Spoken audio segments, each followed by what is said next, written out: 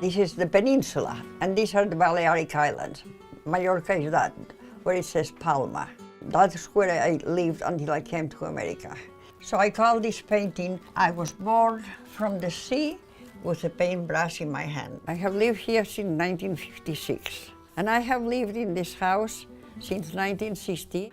I have been very happy living here in the United States and in Salt Lake City, but Spain is also something that will always remain in me. This is the corner of my grandparents' house in Palma, and this is the wall of the city. This, I just come back from Spain, and I'm in Utah, and this is my house here, and there's a snow, it's winter. And here I am sitting between my two worlds, and I am thinking, how this happened? One of the earliest memories of my childhood is the proclamation of the Republic in Spain. It was the first democratic government chosen. I can see it like if it was today. I saw this group, 3 men that were coming, and they read the pergamino, and they hung a poster, played the drums, and left. And I didn't know it at the time, but that was the proclamation of the Republic. Our family was immense. You know, my grandmother had 79 grandchildren. This is my mother with me. My mother was fanatically Catholic. She thought everything was a sin. The only outings, it was going to church. In my mother's case, she had to go to Mass every day, and then probably in the evening, another outing to the church. It was really awful, dominating your life. Between the fact of the religion and the fact that women were supposed to be different to men, most of the women didn't have a chance to do anything. I realized my sisters were shy, they didn't have any self-confidence, they didn't talk to anybody, but I saw that. And when I was about 13, I just said, I'm not going to be like that. All my life, since I was a young girl, I wanted to be an artist, and I pursued that. When I was a little girl, immediately my father, he was the one that knew I was an artist and encouraged me always. In Mallorca, there had been a tradition of many artists, but they were all men.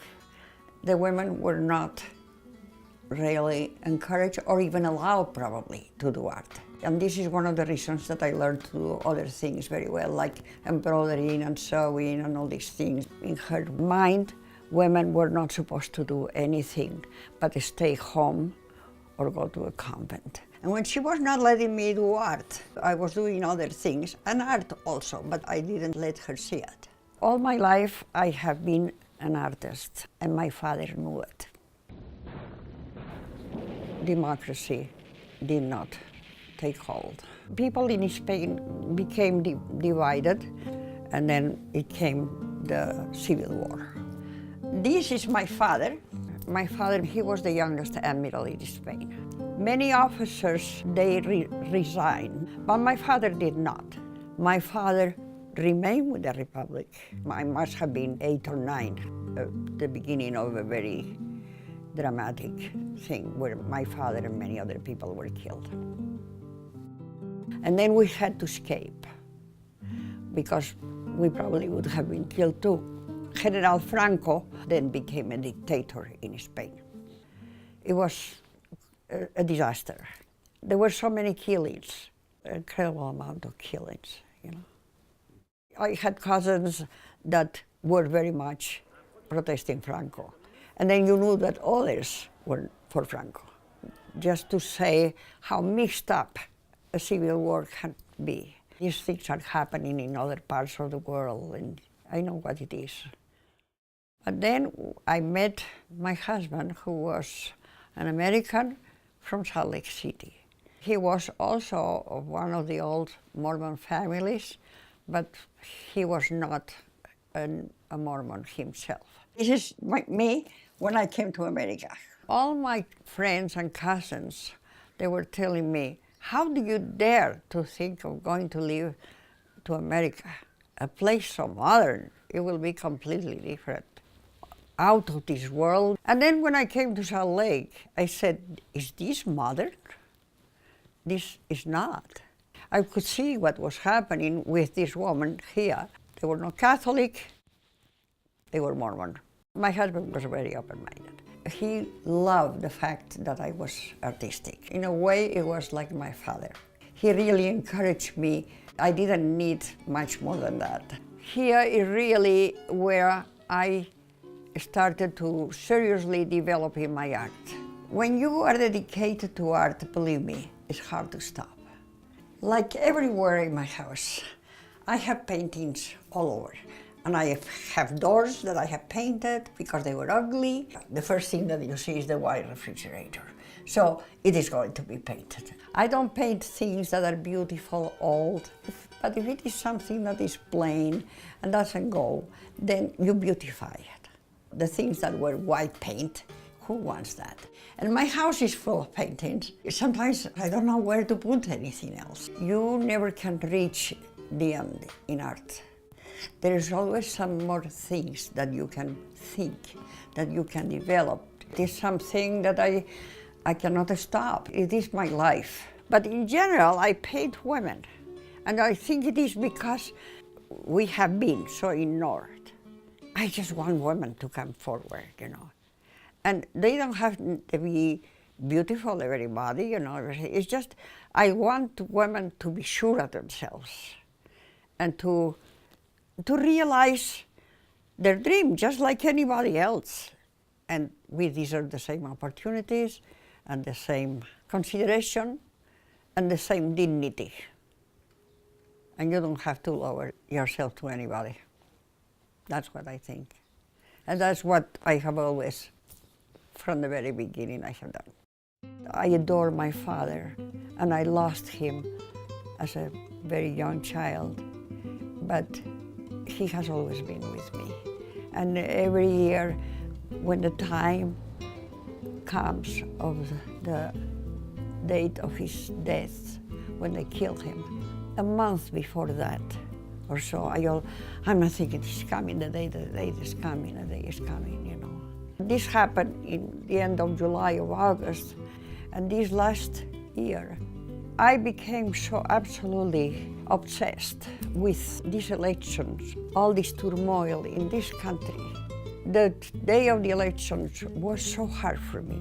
I thought of what had happened in Spain. All these things that of my childhood, that when my father was killed and everything, they came to me, made me feel absolutely like I was reviving the whole war again. I was devastated, you know, because I love this country and I admire the fact that everybody has problems, but they have resolved the problems most of the times without wars. And then to have this happening, and for them not to understand what they were getting. And I'm sorry if I offend people, but that's how I feel. I became a rebel at a very young age. Being a rebel to me, it means that you don't have to conform and that you have your own mind And if there's something that you want to do, you have the right as any other human being. We have to react to what comes to us. If we don't believe in it, you can rebel. Protest is a good thing. Sometimes people hear me talking like that and they say to me, you should run for president. And I said, I wasn't born in this country. I am an immigrant because I was born somewhere else and I came here. I'm still a Spaniard, but I'm also happy to be an American. To come here was a very improbable thing. Who would have thought a little girl from Mallorca, from a very old-fashioned family, that would come to the United States and start painting and become a pretty well-known artist and live here and have children that I love. And so there are so many interesting things in life that life is not long enough to do them.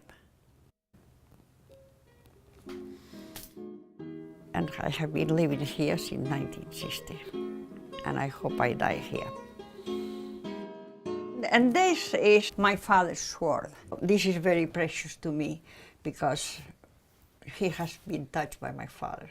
I'm so glad that it belongs to this house. I want to be in a box, and I want to be this sword very close to me, and I want to be here. Yeah. This room and this burial chamber, it would not be special without the music. It's a piece by Ravel, Pavana para una infanta difunta. It is me, and I'm holding a candle. I am very old, no longer as strong as I was before. What I want to express in this painting is that even if I am old, I'm not giving up. I'm still looking for something.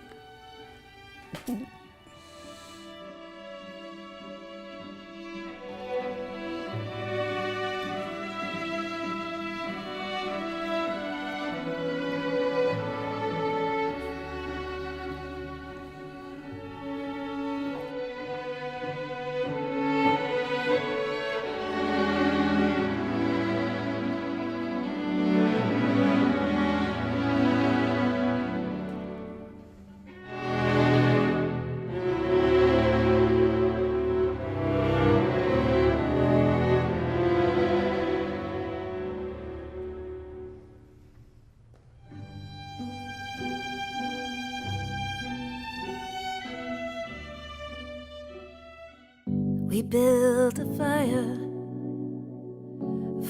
burns bright. You can blow hard, but you can't kill it. We come together, sometimes we fight. You can knock us down, but you can't kill light. You can't kill light. You can't kill